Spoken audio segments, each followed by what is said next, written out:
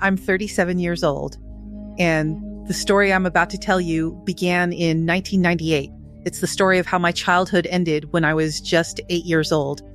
And back then, I lived in Podlaski Voivodeship in northeastern Poland, a quiet, cold region filled with forests, small homes, and people who mostly kept to themselves. Life there was simple, safe, predictable. At least, that's what I believed. There were 3 of us, me and my 2 brothers. We weren't rich, we didn't have much, but we had our parents, and that was everything. Then one afternoon, everything disappeared. A car accident, a phone call, and in a single day, we became orphans. People say children move on quickly, that we forget, that we adapt. That's a lie, but like some memories stay frozen in your mind forever. The last time you heard your mother's voice, the last time your father held your hand. Those moments don't fade, they echo.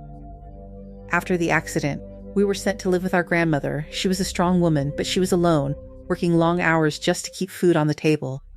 She loved us deeply, but love doesn't always mean protection. Looking back now, I realized something terrifying. We were already being watched.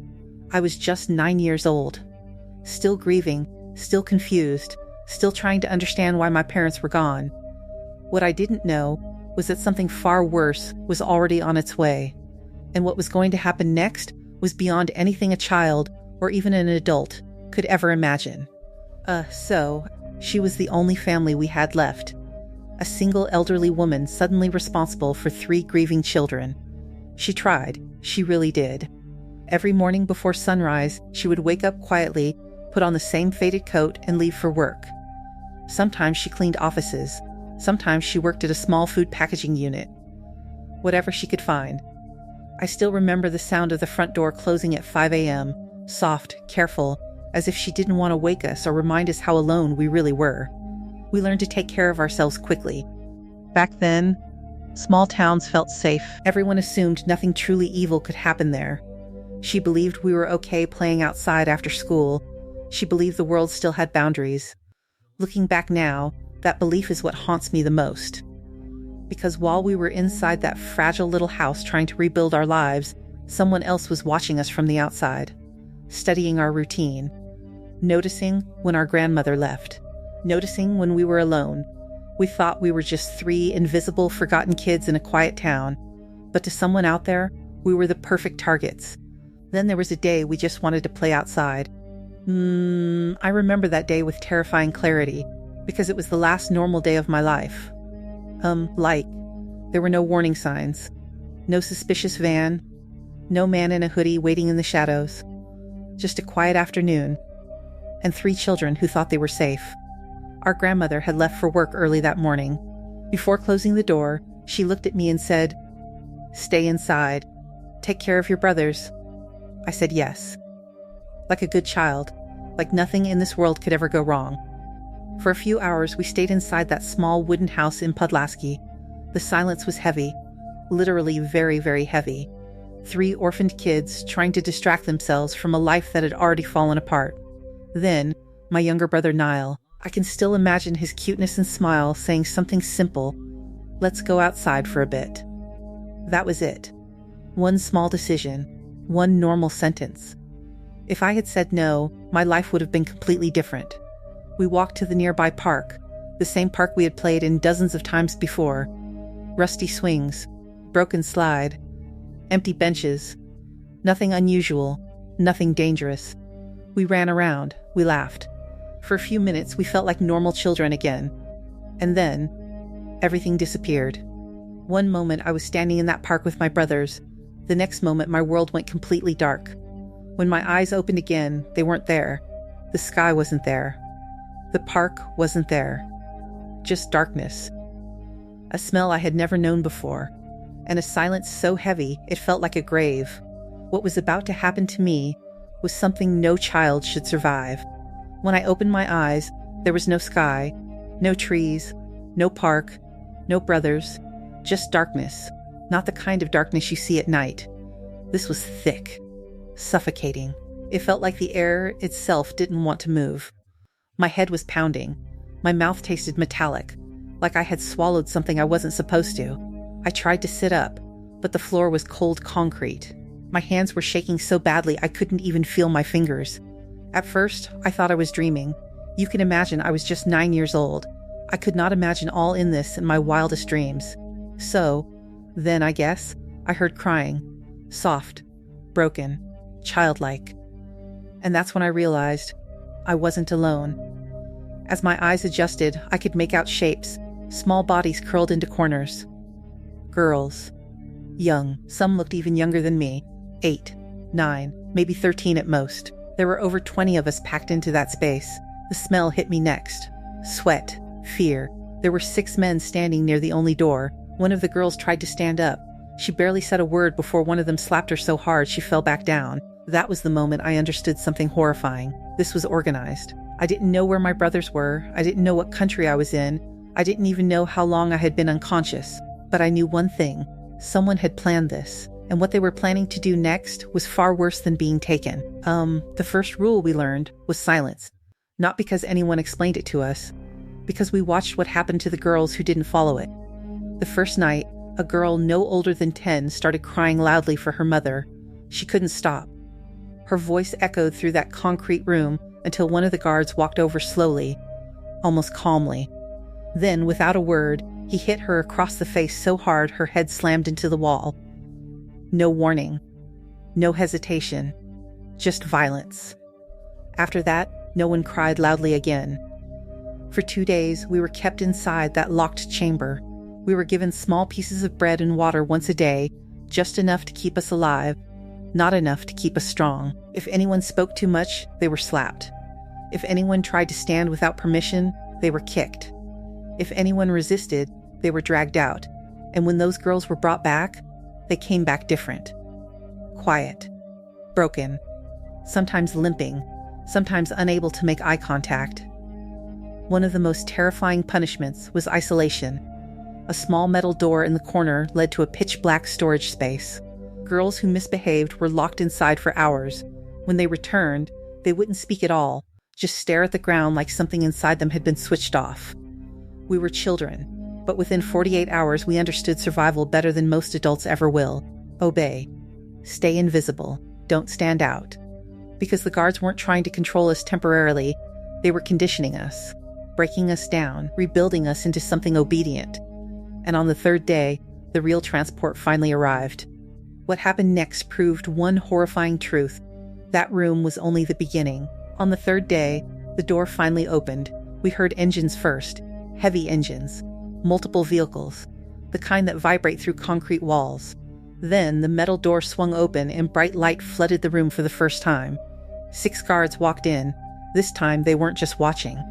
They were moving with purpose. We were ordered to stand in a line. No talking, no looking around. Anyone too slow was grabbed by the arm and dragged forward. Outside, I saw large cargo trucks waiting. No windows. Just metal doors already open like they were expecting us. One by one, we were pushed inside. I remember climbing into the truck, and then nothing.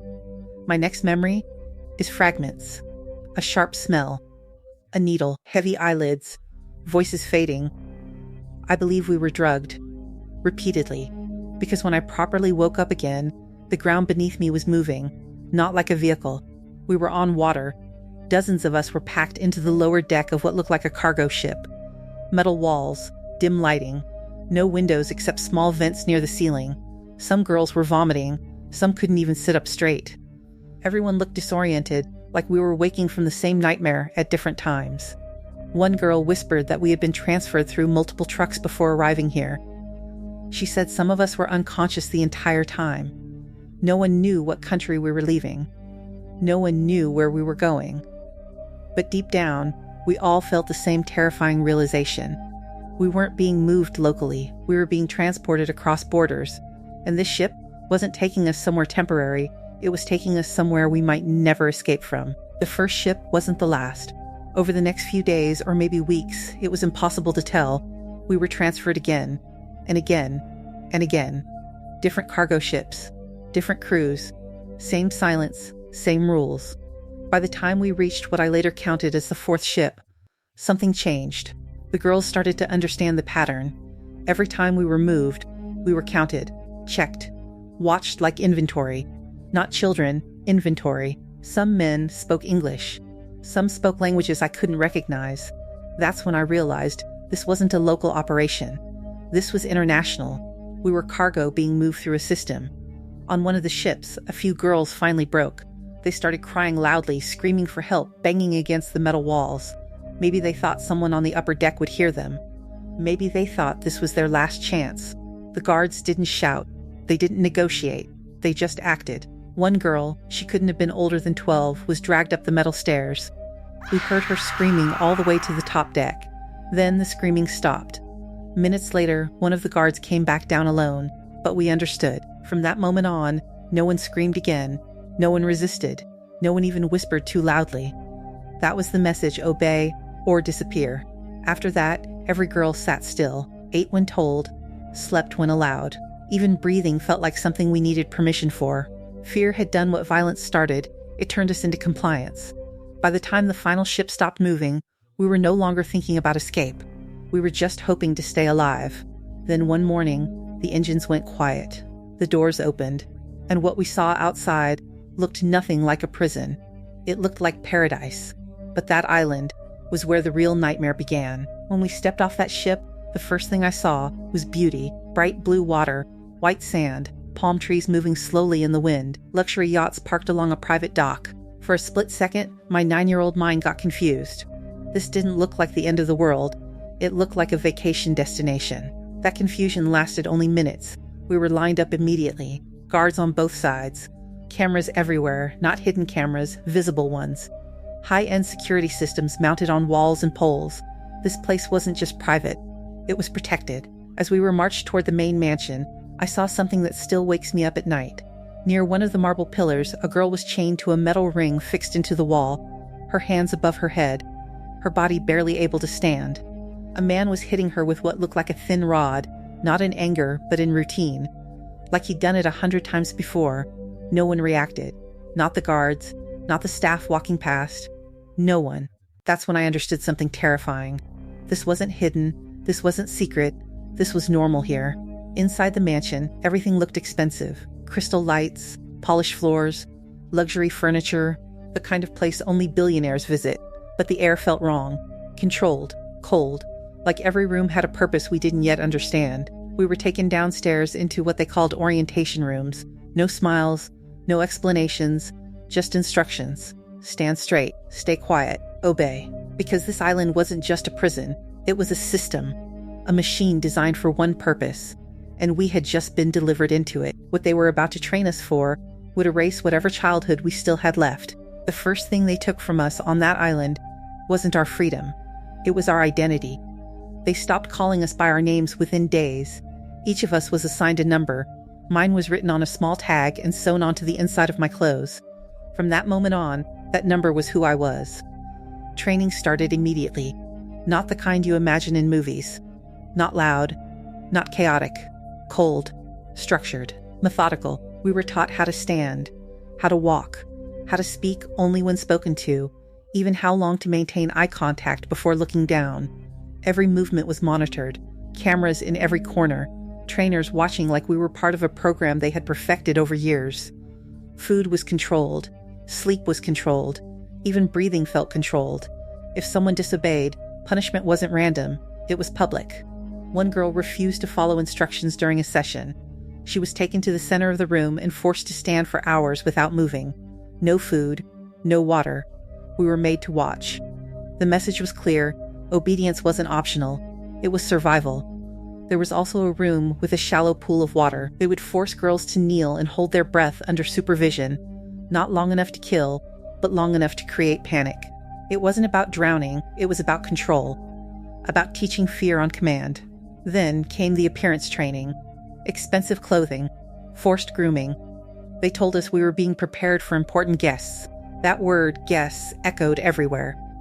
And then we learned about levels. Girls who obeyed without question moved up. Better rooms. Better food. Less punishment. They called it Tier 0, the level where you were considered trusted.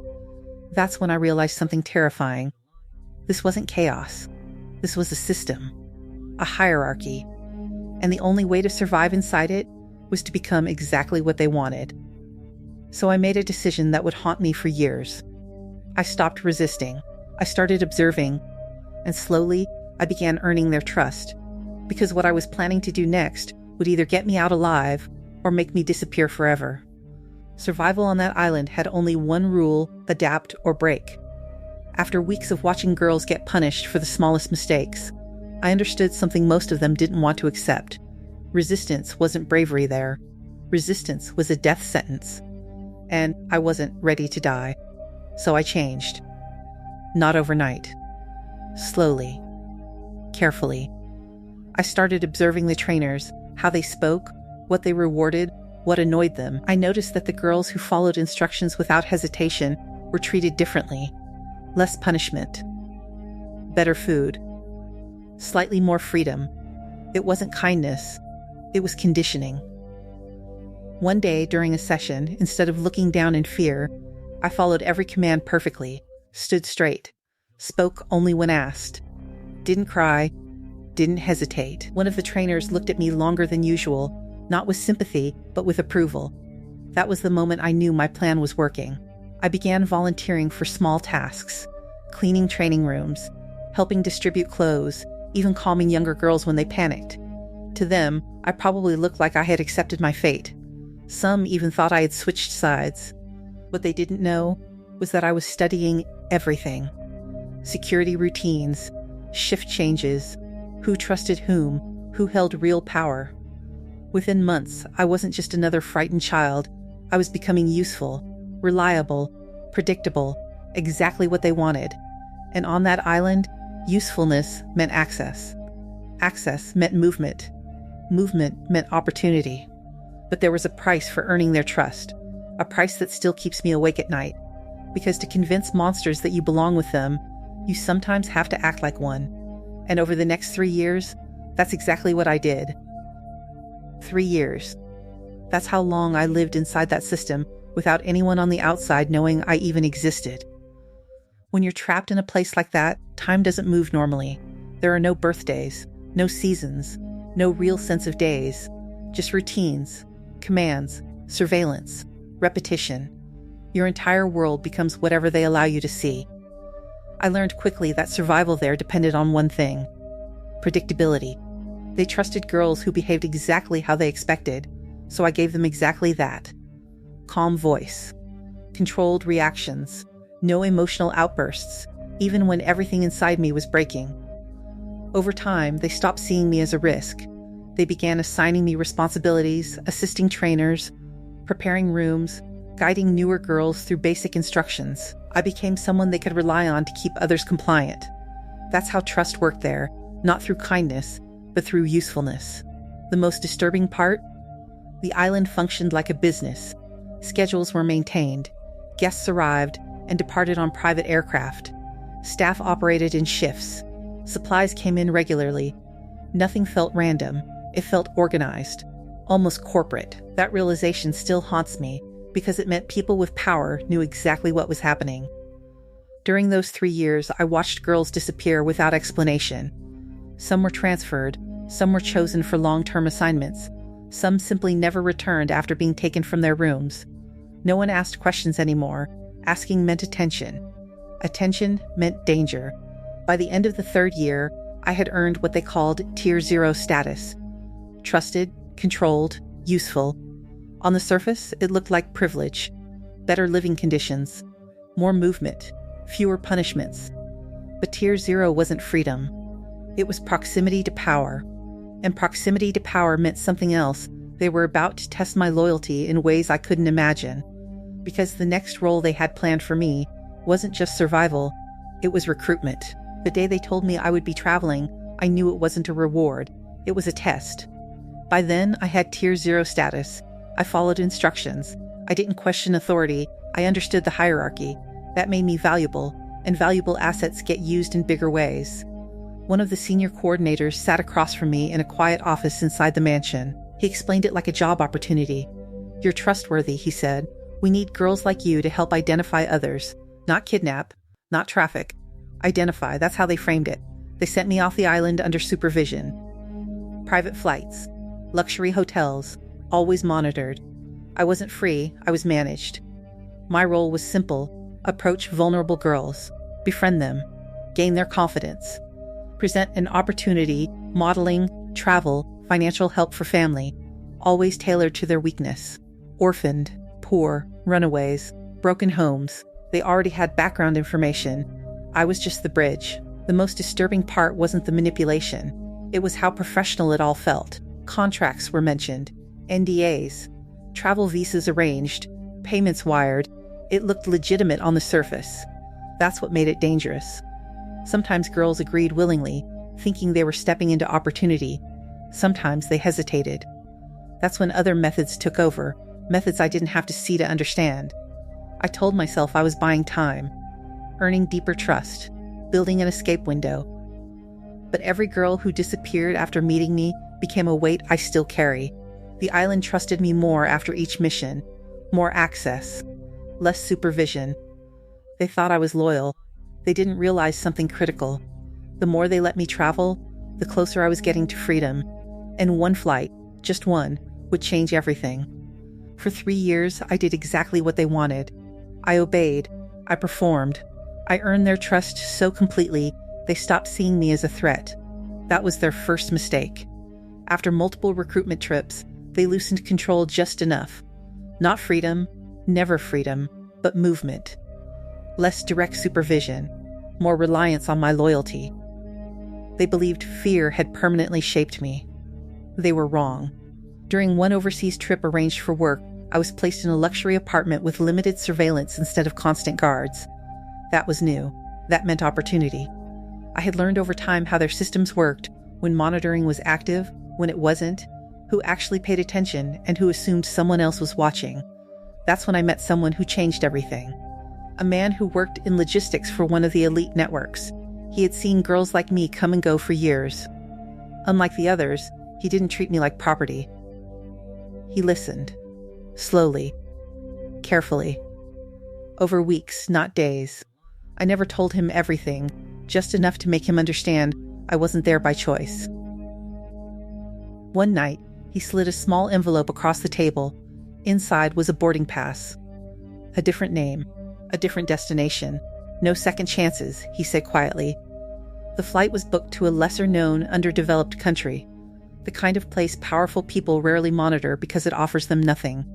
No media attention, no interest, no visibility. I boarded that plane without luggage, without documents that matched my real name, without looking back. When I landed, I didn't go to cities. I disappeared into remote forest regions, small communities where no one asks questions if you keep to yourself.